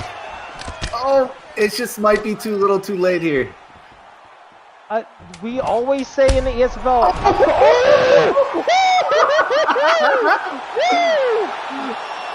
Jeez Louise, the great equalizer, the overhead, able to make an appearance in the ESFL as we see Papa Doc get the KO victory against One Life. Incredible scenes in the ESFL, Luber. Oh, he started that overhand from last week and it just landed now. What a shot. All the wind up in the world lands on the temple. I mean, this fight was over before that shot landed, but man, Papa Doc, there's one for the highlight reel. That was indeed one for the highlight reel. I mean, you could see Papa Doc was looking like, are you really going to try to throw a front kick to do something? And you saw the slip, and the overhead just landed so perfectly as he gets his hand raised. What an incredible showing by Papa Doc. That was absolutely devastating to see. Papa Doc, he is a problem for sure. He was number 4 before this fight. I mean, if he's not in the tournament, then that's not a tournament worth watching. I can't wait to see Papa Doc compete for the ESFL strap in that Grand Prix. He's so good. How is he so good? I don't understand it. That was awesome to watch. That was so amazing. I mean, the fact that he's elite grappler and the fact that he was able to use that striking and just time it perfectly, it was going to the later rounds. It was going to go into the third round until Word Life made the decision to land that front kick and just completely whiff, and that stamina was so low. Papa Doc found his opportunity, and if Papa Doc could have that power and that kind of game plan, look out everybody in the Grand Prix tournament. He's going to be a problem for everyone in the ESFL. This guy is going to be scary compared to the other fighters. But man, Luber, we have been blessed with so many incredible fights so far. I mean, if we have a chance, let's take a look back at our fight card so far here, because it's been absolutely insane. Yeah, I can't believe we're already through, 9 fights? This card is one of those that, I mean, we've said it about the last few cards. There are so many high-level players coming back to the game, competing each week. Papa Doc, not even in the co-main event, 2 weeks in a row, putting on fights like that, incredible.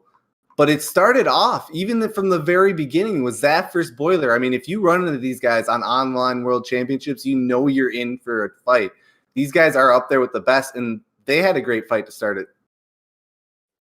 Yeah, I mean, we had so many incredible fights. I mean, the fight that we weren't even expecting, Prime Boxer versus Rennie, that could have been fight of the year, fight of the night so far, because, like, no one was expecting that high caliber of a matchup that we seen that was just all out brawl. And the fact that we had Combo being incredible, Top Man Stan putting the work on Rayhan in that close matchup, and then Papa Doc just coming out with an overhand just in devastating fashion. This fight card has been nothing short but amazing, and I hope you guys have been enjoying it, because we're going down to the last 2 fights and just previewing that. It's going to be crazy, but before we get into the preview, we're going to take a quick intermission. Stay with us, guys. We will be right back, and we will get these things going.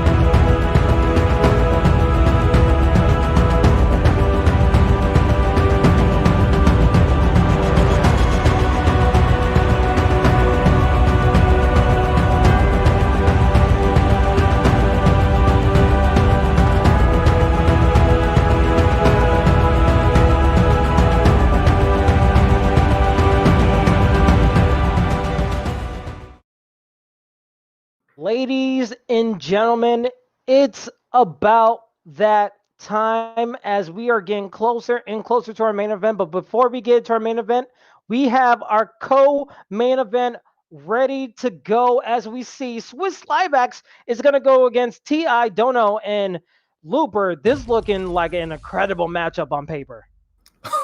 Absolutely, Kingsley. Swiss Liebax, every time he's on a fight card, I circle it. I clear out my night. I make sure I can watch it. The guy is a highlight machine. He won last week. He clean left hook, knocked Boiler out in the second round. He talks, he knows how good he is. He lets people know. He's not afraid to say it, and he backs it up every single time. The guy is an elite fighter. He's part of that DARK fight camp. That's the same camp that Papa Doc was in. That's the same camp that Romero's in. These guys are all killers. And then on the other side, his opponent, T.I. Dono TJ, he's one of those guys who's taking over the online world championships, highly ranked, making his ESFL debut, and he's representing Team Immortals, who are also trying to vie for the very best fight camp out there right now. Absolutely. They're trying to make a name for themselves. We've seen their guys previously fight earlier on in this fight card, as we are live in our co-main event against Swiss Slybax, the number 3 ranked fighter in the ESFL PS4 site, in the red gloves. And then we have T.I. Dono in the blue gloves making his debut.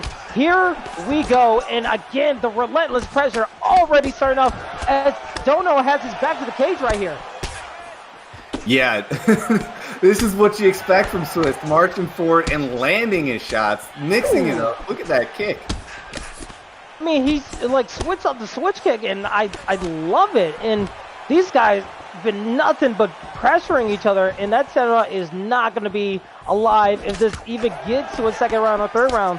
These guys are just going for it with these slips, and we see the clinch to the knees, and we see Swiss just attacking his opponent with non-stop pressure. He said he was relentless, and he's showing it right now as he's just marching against his opponent. Dono needs to find a way to answer back, Luber. Dude, I love the way Swiss is chaining his attacks. He has the clinch, he lets go of the clinch, he throws a combo, he steps back, he lands a kick. I mean, he's landing everything right now. Look at that! Oh, and a knockdown! A huge, quick knockdown for Swiss. Swiss is looking amazing right now as he's just attacking the body and the clinch to the back of the cage. But again, he needs to watch out. He can't be too careless. He got pieced up with a combo right there, and now he's getting pieced up himself. He needs to watch out for this pressure. Oh, but a front kick lands again for Swiss. Yeah, T.I. Dono TJ needs to earn some respect here. He's trying to. He's trying. There's the takedown. Oh, and he gets it into half guard position. T.I. Dono will he go for a posture up just to get some head health against his opponent? Just getting that depleted, and he will. Here we go, the posture up, ground and pound. Attacking with some straights, and these hooks very well versed, and that head health is low. But, oh, a nice reversal, and that stamina is low for Dono. Swiss Slybax, it's his time for the posture up, and here we go, striking again. Oh, these hooks, and it's over, and it's over. The ground and pound.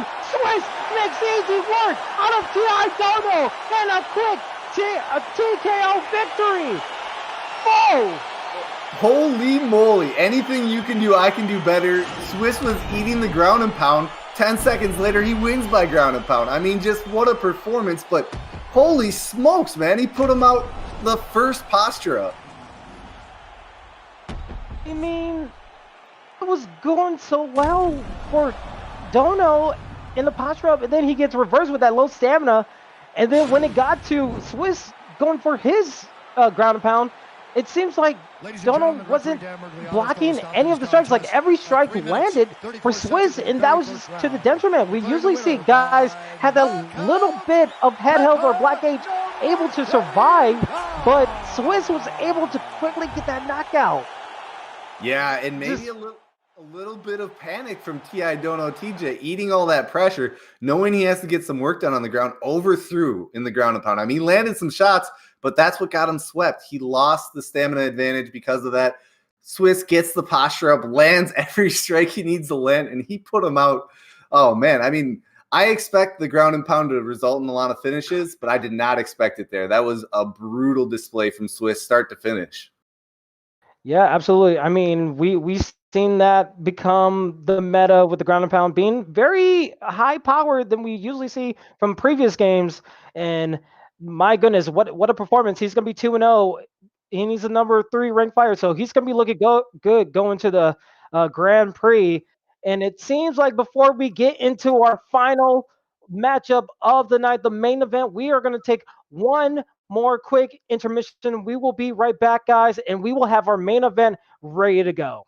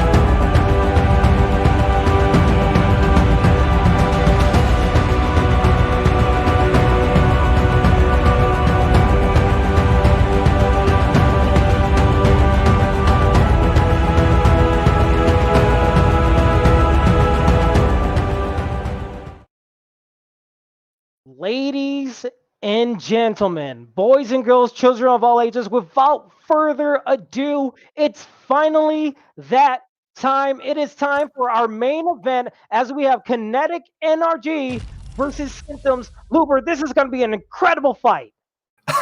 Kingsley, it's happening. Somebody didn't want this fight to happen. The servers weren't working for one of our competitors here, but he persevered, kept trying, and we're getting it, man. The main event, Kenetic NRG, fresh off the Cody Dank tournament win against Simptoms, both 1-0, both top 10 in the ESFL, and it's the main event. We get a 5-round fight. It's a 5-round fight, more pressure than the 3-round fight. And we saw Simptoms in the last card that he was in for the PS4 side get an amazing flying knee knockout with Masvidal. He's looking to make another viral moment against Kenetic NRG, but that's easier said than done because Kenetic NRG is that dude when it comes to the ESFL, and it's not going to be any sauce because this is the main event of the evening, live here in ESFL. We are live on Twitch and on YouTube. 300 viewers strong as we see Simptoms in the blue gloves as Max Holloway, Kenetic NRG in the red gloves. This is what it's all about. Main event, here we go, Luber. I love it, man. McGregor versus Holloway, no less. Two of the most entertaining fighters on the roster. Look at that, already spinning. We see the clinch attempts popping up, but a nice body shots from Simptoms. Simptoms bringing the fight against Kenetic NRG, and they're just going as we see a quick knockdown from Kenetic NRG going into side control with the Conor McGregor, and this could be trouble very early for Simptoms, Luber. He caught him right behind the ear, perfect little hook over the top, and now he's raining in the and the pound is so strong, and it's over, and it's all over. Oh my goodness! Yo, Kenetic had a date. He had somewhere to be. He did not want to mess around. Taking Simptoms out, what, a minute into the first round? This is why this guy's a star. This is why this guy's a main eventer. This is why his name's on the top of the fight card. Kenetic NRG is a star, ladies and gentlemen. I mean, what was that, Kenetic NRG, or was that Conor McGregor? I couldn't tell the difference because it was so quickly, and we were hyping it up in all the Kenetic NRG. I can't say anything more. I mean, he's ranked number 2 for a reason. He's 2-0, and he just positioned himself so well in the Grand Prix coming up. What an impressive showing, Luber. That was absolutely insane to see. I mean, it's the perfect way to top off a night of crazy fights. Forget your social dating apps. We have perfect matches on the ESFL every night. That fight was awesome. I mean, obviously short-lived, Kenetic NRG taking the easy win, but Simptoms, he was not scared as the underdog. He went out there and tried to pressure. It just didn't work out for him, man. Kenetic NRG is going to do that to a lot of people. Can he do it to everybody? Can he be the champion of that tournament coming up? I think so. I don't know how you beat Kenetic NRG right now. I mean, we saw a bunch of scary dudes come into this fight card right here. I mean, Papa Dog looked a little bit scary. Top Man Sam looked scary, but Kenetic NRG, the way that he just dominated that fight, I mean, credit to Simptoms for stepping in. I mean, he wasn't scared of the moment, but when it came up to the pressure, it seemed like Kenetic NRG had a better game plan, and he just knew what he wanted to do. And when you get into that ground and pound and you're just constantly taking those shots, we know in UFC 4 that the ground and pound is very strong in this game. So the fact that he was able to just knock him down right there, especially with a Conor McGregor, that speaks huge to his caliber and his skill. So this Grand Prix coming up, we have great competitors. I mean, Kenetic NRG, Papa Doc, Top Man Stan, a bunch of more people. I mean, we still didn't see Romero fight in his second fight, and he's lurking in the shadows, ready to fight in this Grand Prix that's possibly coming up. I mean, there's a lot of great competitors here, and Kenetic NRG just showed that, okay, you guys could do all of that. I'm just gonna not waste your time and just end this fight quickly, so you know what it really is and what it really do. So, Luber, we're getting ready for an exciting season here because it's going to be crazy, man. Oh, yeah. I love this new format we have short little seasons leading into that Grand Prix, and this is why you want these fight cards. You get one fight per night. It's not the best of three. You're not fighting multiple times on a card. You get one chance to show what you can do, and these guys are delivering right now. Great fights, back and forth wars, and what you want to see is an expression of skill, right? Using technique at the highest level, making it a mind game where you outsmart your opponent. These guys have everything. They're well-rounded. They're learning the game at an incredible rate. And we're getting patches to make this game everything an MMA fan wants it to be. I mean, you saw the transitions between different striking styles into the clinch, into the grappling, all the new animations to set all that stuff up. It's a super fun game, and it's showing because we're getting super fun fights every single fight card. I mean, it's only going to get better and better from here. We saw a little bit of everything. We saw grappling, we saw striking, we saw clinching, we saw crazy strikes happen. We saw overhand being the great equalizer. We saw two guys that came from the unknown just absolutely put on a show, and we saw the top competitors dominate everything that you want to see in a huge ESFL fight card, and it's only going to get better. The meta's going to change, the fighters are going to change, and there's going to be updates where we don't know exactly what's going to happen. Everything chaotic energy everywhere, and Kenetic NRG, he's trying to be the main force and source of that. And I can't wait to see what happens next. But before we go, guys, I want to thank you guys for watching this event, just sticking with us, dealing with all the things that we had going on. And it's been an amazing fight card. I always love commentating for you guys. Any last words, Luber? Yeah, I mean, I'll echo that. Thank you, everybody, for hanging out and watching these fight cards. It's a blast for all of us at the ESFL. Put them together, put them on. I mean, there's nothing that I look forward to more than stepping into the booth on a Sunday night with somebody like you, Kingsley, brings all the hype. This is a great time to be an MMA fan. We got UFC cards every weekend. We got a new game, and it's such a great community to hang out with as it happens. Thank you guys so much. Absolutely. Remember, follow us on Twitch, follow us on YouTube. We also have our Discord if you want to be a part of the ESFL and all of our affiliate leagues. And coming up of our schedule, we will have on Wednesday one of our affiliate leagues being in the spotlight in our part of our ESFL network. And then on Saturday, it will be the Xbox card fighting at 2 p.m. Central Standard Time. And then Sunday, again, in prime time lighting, it will be ESFL. But this time, it will be Xbox's turn to take the spotlight. So we have a bunch of excellent things coming up for you guys. It's only going to get better from here. And I can't wait to be a part of it with you guys. So it has been Kingsley. That has been Luber. This has been the ESFL. And we bid you good night. Have a good one, guys.